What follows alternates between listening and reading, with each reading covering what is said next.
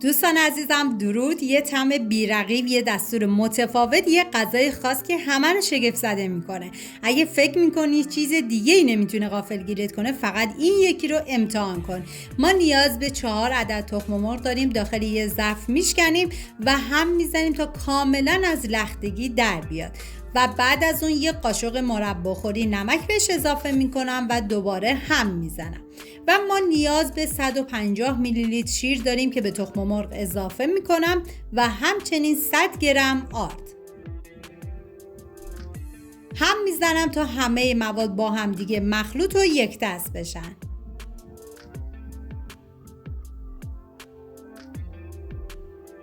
و ما نیاز به 2 عدد سیب زمینی متوسط داریم که من با دنده درشت کاملا رنده میکنم و بهتون پیشنهاد میکنم دست به کار بشیم و این غذای فوق العاده خوشمزه رو درست کنید. و حالا سیب زمینی رو کاملا فشرده میکنم تا آب اضافهش گرفته بشه و بعد از اون به مواد تخم مرغی اضافه میکنم. هم میزنم تا کاملا با هم دیگه مخلوط بشن. و ما نیاز به 100 گرم پنیر پیتزا داریم که به تخم مرغ اضافه میکنم و هم میزنم تا کاملا با هم دیگه یک دست بشن. و حالا این مواد آماده کردیم میذاریم کنار و 2 عدد کدو سبز رو به صورت حلقه‌ای کاملا برش میزنم و بعد از اون کدو سبز رو میریزم داخل یه ظرف و مقداری نمک بهش میزنم و به مدت 20 دقیقه میذارم کنار.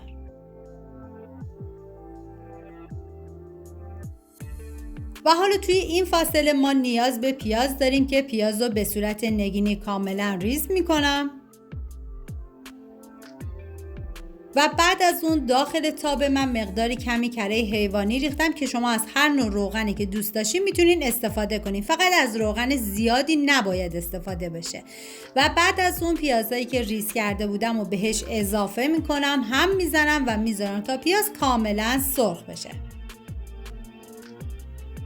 و حالا توی این فاصله ما نیاز به بادمجون داریم که بادمجون رو به صورت نگینی کاملا ریز میکنم و اگر بادمجونتون نیاز به گرفتن ترخی داشت حتما با هر روشی که راحت هستید این کار رو انجام بدید. من بادمجونم نیاز به گرفتن ترخی نداشت. و بعد از اون بادمجونایی که ریز کرده بودم رو به پیاز اضافه میکنم و هم میزنم تا کاملا با پیاز مخلوط بشم و بعد از اون میذارم با حرارت کم به مدت 5 دقیقه بادمجون کاملا نرم بشه و بعد از اون سرخ بشه. و ما نیاز به فلفل دلمه‌ای داریم که من به صورت نگینی ریز میکنم و 1 عدد گوجه فرنگی رو به صورت نگینی ریز میکنم.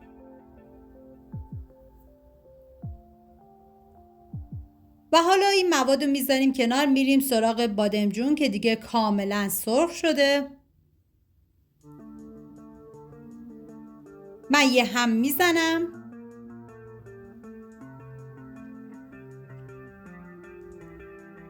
و حالا ادویه ها که شامل نمک، پودر گشنیز و فلفل سیاه هستش بهش اضافه میکنم، هم میزنم و میذارم ادویه ها تف بخورن و عطر ادویه ها آزاد بشه.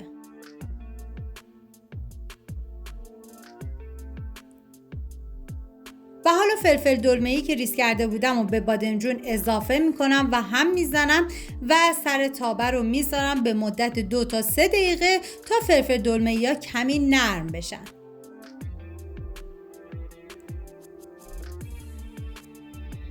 و بعد از اون دوباره یه هم میزنم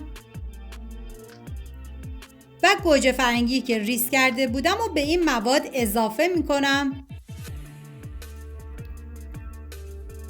و یه هم میزنم و سر تابه رو میذارم به مدت 5 دقیقه تا گوجه فرنگی هم آبش کاملا کشیده بشه و بعد از اون سرخ بشه.